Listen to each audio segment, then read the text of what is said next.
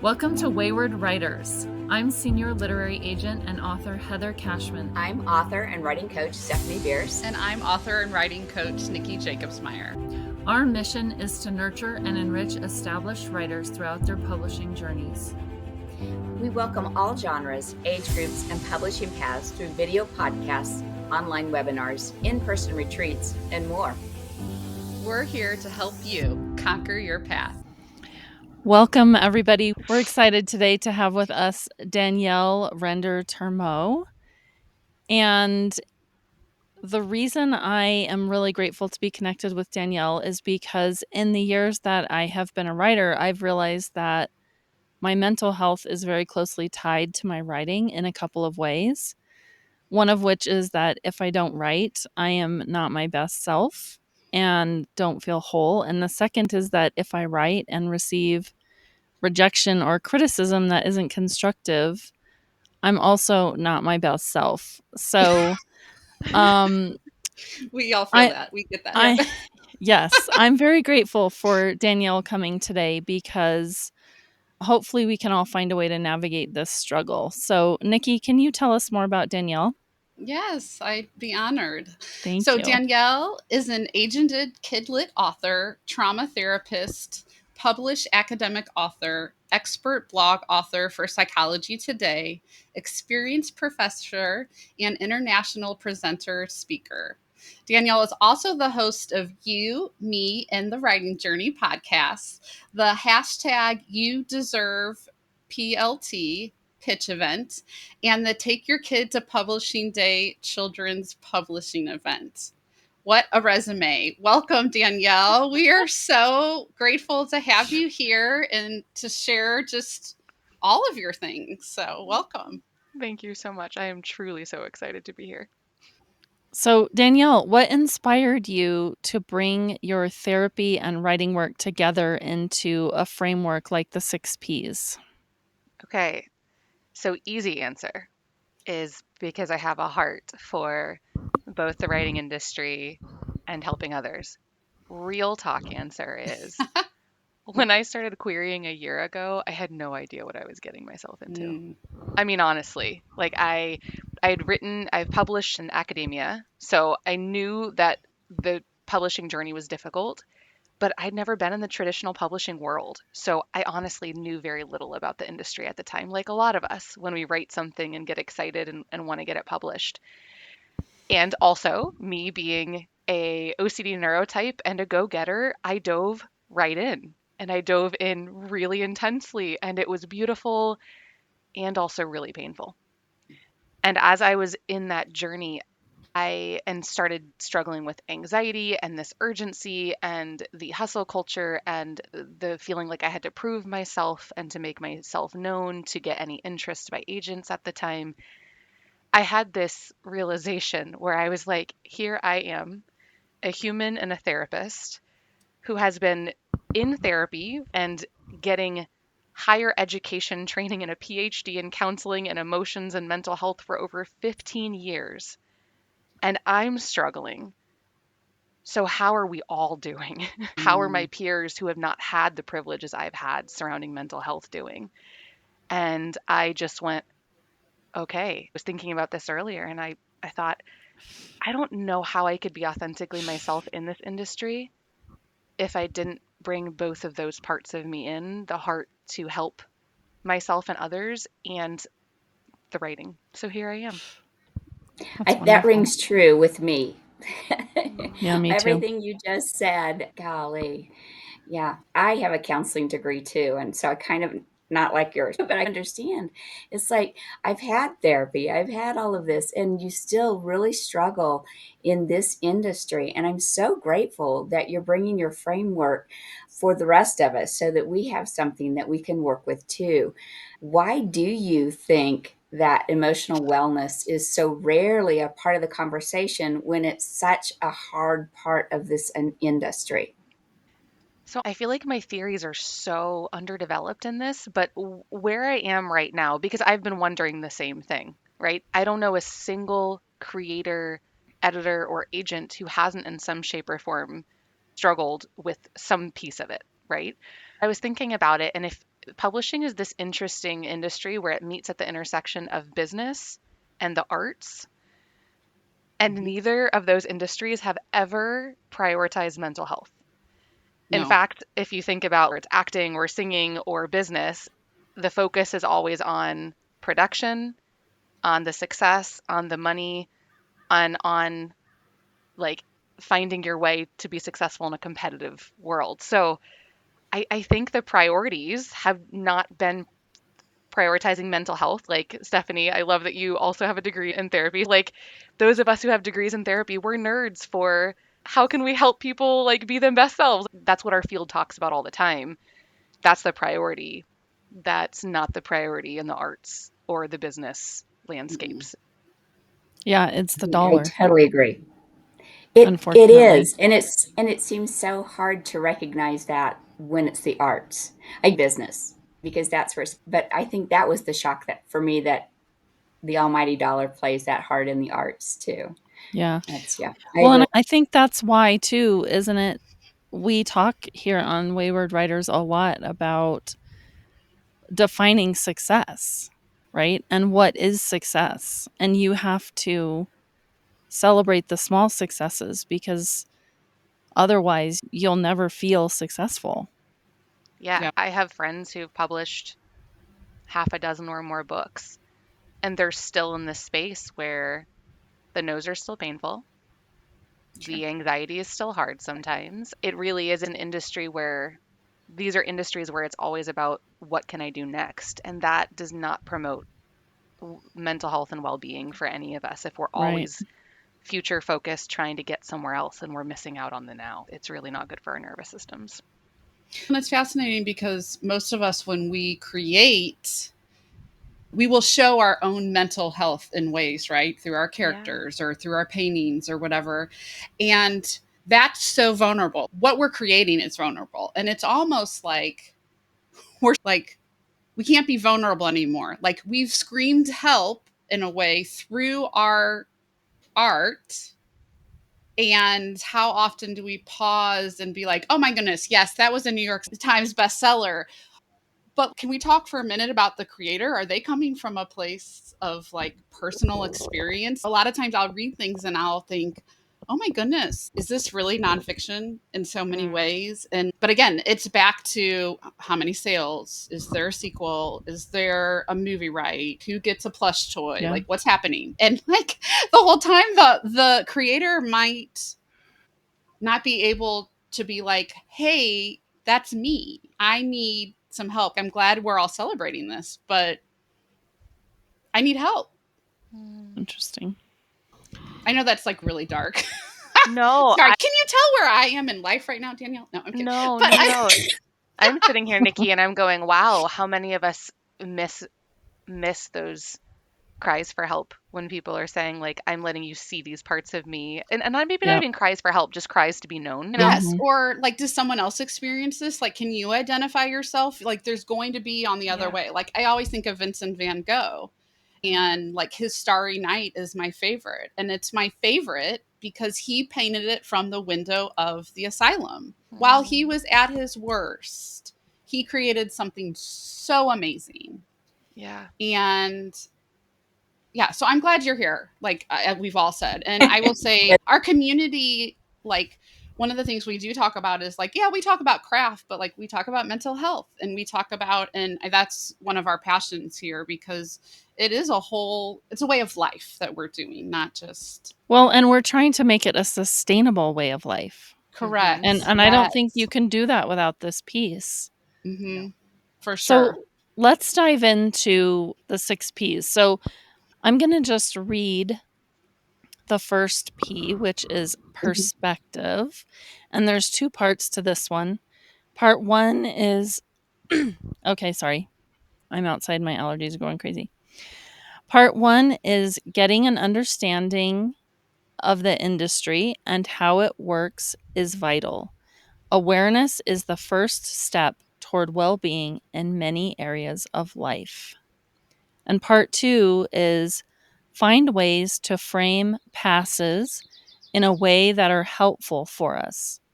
In other words, call them passes, not rejections. Hmm. For example, I've started asking, what did I lose and what did I gain Mm. from the pass? I'm assuming that's what you mean. That's Yes. interesting. Tell us about that loss. What do you lose and what did you gain? Because that's a great way to reframe it. So it comes out of a time that was painful in my journey, like a lot of these things. So I had had a revise and resubmit situation with an editor who was honestly my top choice editor at the time. I was really, really excited about it. And when I found out it didn't make it through acquisitions a second time, understandably was heartbroken for something I was Yes. really hoping for. As I was sitting there and feeling this, I remember just thinking what you were talking about, Heather, of this can't be sustainable for me to be crushed with every Mm. close. I don't know. It's not that we need to feel our pain. So I'm not negating that. And there's nothing wrong with the pain. Actually, it's neurobiological. It is not a choice. The pain of rejection or how our body processes is neurobiological. But I did for myself go, I'm going to burn out if I'm not able to find a way to ride these near misses that are going to come. And so I came up with the concept of, okay, this was both a gift and painful.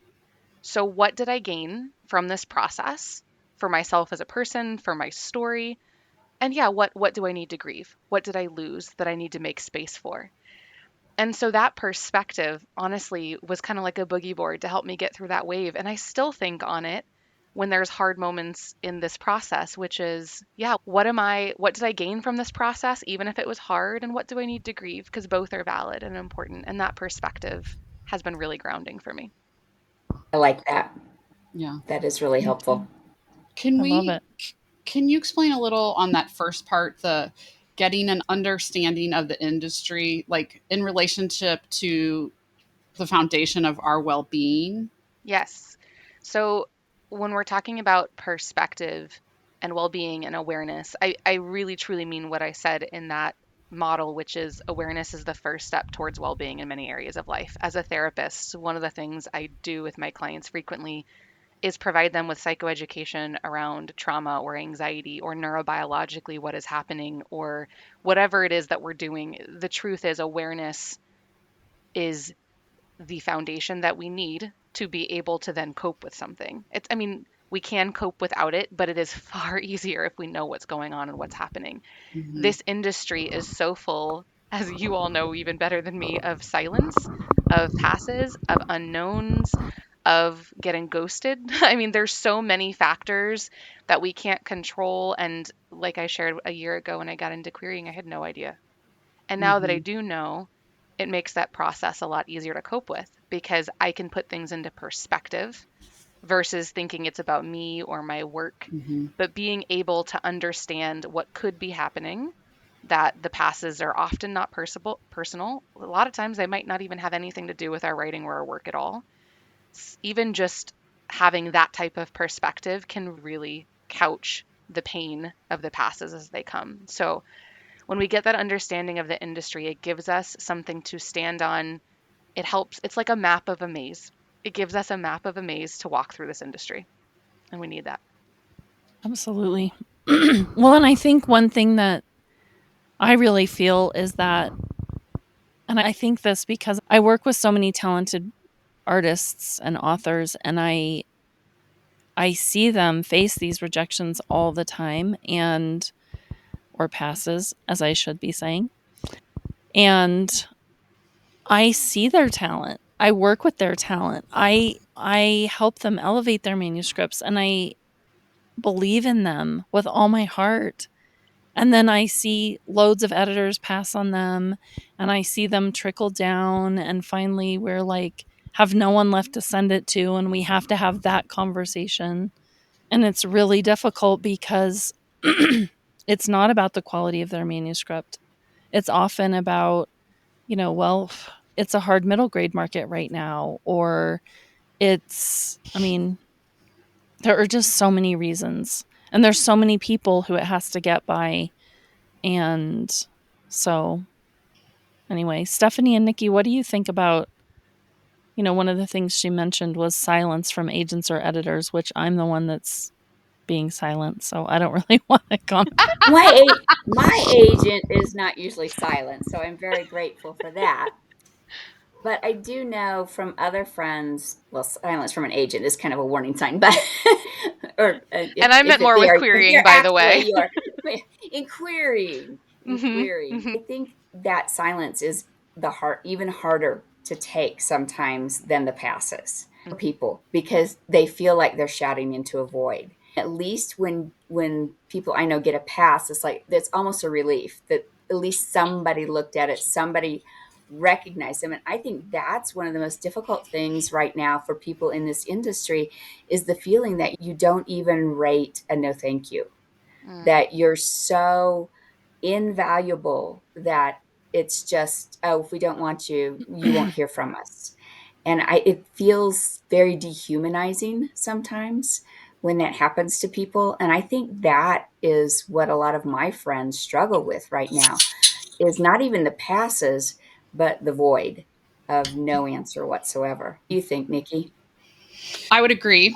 And I have a business degree. Now it's a general business, not specifically publishing, but I always recommend, like you said, the awareness. Almost learn the business part of publishing quicker than you learn the craft part because most of the decisions, and I think over the past decade, they are more business than craft decisions. So it's still painful, right? The silence, the ghosting, all of it's equally painful. But what I started to do for myself, especially when I was querying, when I was not anciented, is even if that person didn't say like, oh, if you don't hear from me in 6 months, it's a pass, I would make my own time, keep track, like have the Excel spreadsheets, and like there's this opening, like is it a pass, is it a request, is it a green color, like what color, it's all color coded, right? So I also recommend people for their own mental health, put one on for yourself and then you just put a pass. And the best case scenario, you get an answer later and maybe it is something, but it's an uncontrollable. And so I guess since it's an uncontrollable, I try to control what I can about the uncontrollable because I'm a control freak and I identify that. But I'm like, I need to tell myself to stop thinking about it. And I'm not always good about that. Ask Heather, she knows. But I have to just sometimes be like, okay, I'm done. I can't put myself through the agony again. But I think it's real. It's for sure real. And so I guess that kind of brings us to the second P of presence. Be present in our lives and journey. Avoid survival mode. Do things in life that we enjoy. Let it be part of our life, not all of it. Don't let writing become all consuming. I would love to hear more about this because I feel like some of us right now are in survival mode. So please Yeah. share your wisdom. Please, Maybe all Danielle. of us. So I think the very first thing I think about when I think about this presence piece is we truly have to listen to our brain, our body, and our emotions. And speaking from the United States, like culture and capitalistic culture that we come from, but a lot of westernized cultures we are conditioned to push through, to go, to not check in with our brain and our body. It's interesting because babies are born being experts on listening to their I needs, their body, their know. emotions, and it's like we unlearn that when we get into society and we're told we have to go and do, and you don't even have time to eat or drink or pee or any of the things. Yeah. But I think the very first thing that I think, and I talk about this with my clients and I would tell myself this as a human all the time, is I truly need to listen to my brain and my body and my emotions because they tell me how I'm doing in all areas of my life, including writing. And if I'm not listening, I will burn myself out. I will struggle with anxiety more. My complex PTSD symptoms will come up. I will be in survival mode where I'm just going in life because I'm not actually attending to my body's needs. And that puts us into a stress response where we go into survival mode.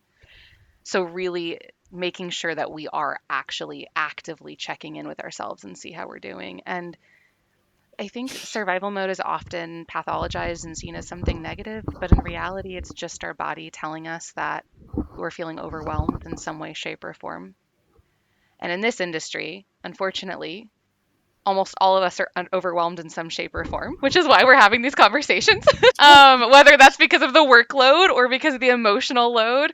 And that's why it's even more important to ask ourselves, okay, if I'm feeling like I'm just doing the thing, or I feel like I'm in survival mode, I feel checked out, I feel apathetic, whatever it is that's telling us that we feel like we're in survival mode, we deserve to ask ourselves, what about this situation or circumstance is feeling overwhelming, or in my life is feeling overwhelming, that I can give myself extra care on, boundaries on, take steps actively to care for myself, because survival mode is a natural response of our body to tell us that we are overwhelmed, and it's also not a way to live. We deserve uh, to be able to live versus just survive. I feel like I need a list of questions that I should be asking myself on a regular basis. Right. I feel like part of this was not letting things become all consuming. And I feel like when you become an agent, that's how like the last 5 years of my life has felt. Is just once I had even 5 clients, I was working full time, and of course you can't make it as an agent on 5 clients. So asking yourself, doing these things, are there like concrete ways that we can stay grounded and present when Yeah, the industry is constantly pushing and pushing you to always do more and be yeah, more and produce more? And yeah. I can give a few that come to mind that I have done in my own life or done with clients, or just that is psychologically and neurobiologically informed. I'm obviously, for listeners, nobody's therapist. So this is just me, but, and a lot of them things I've done for myself as a human.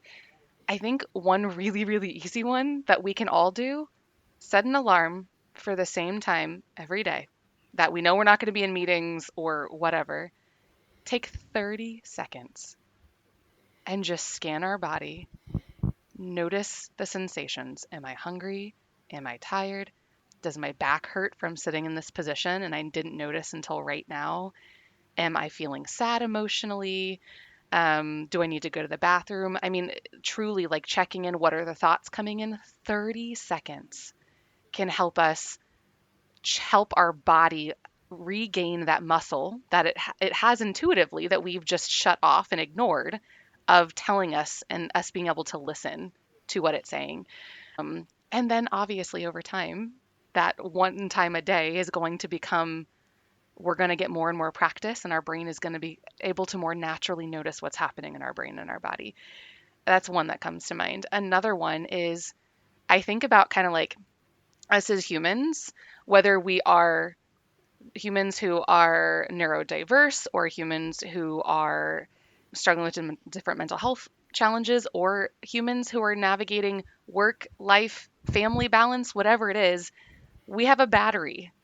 We only have 100%. None of Mhm. us can do more than that. And so I even think about literally taking time, and if we need to, think about, like, if somebody's visual or like numbers like me, you can go, okay, draw a battery or a chart, say, I have 0 to 100 where my energy or my heart needs to go each day, and talk about, write down your values and where you want to put your energy. How much do you want to put in each category in life? So for me, I'll have therapy, I'll have podcast and writing and all other writing journey things, I'll have my children and my family, I'll have my own self care.